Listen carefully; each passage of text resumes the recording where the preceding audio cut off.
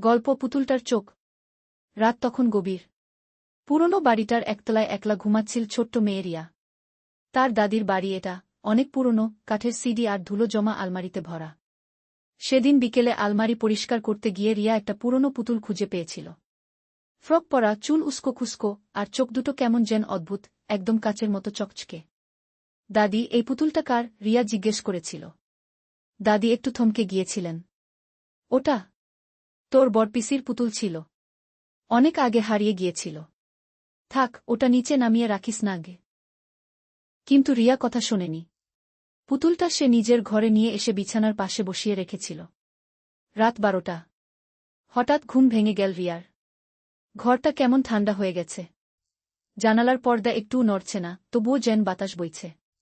সে চোখ খুলে পুতুলটার দিকে তাকাল। পুতুলটা আগে যেভাবে বসানো ছিল এখন সেভাবে নেই।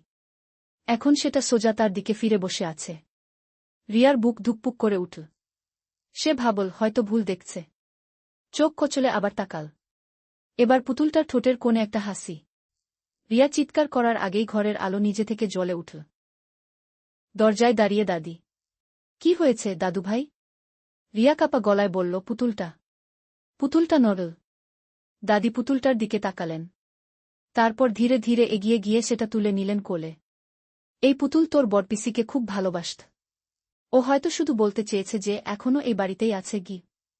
রিয়া অবাক হয়ে জিজ্ঞেস করল, তাহলে ও কি ভূত? দাদি হেসে বললেন, না রে।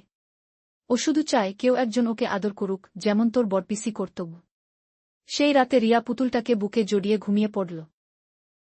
আর অদ্ভুতভাবে সেই রাতের পর থেকে পুতুলটা আর কখনো নড়েনি। তবে মাঝে মাঝে গভীর রাতে রিয়ার মনে হয় পুতুলটার ঠোঁটে যেন একটা মৃদু হাসি লেগে থাকে।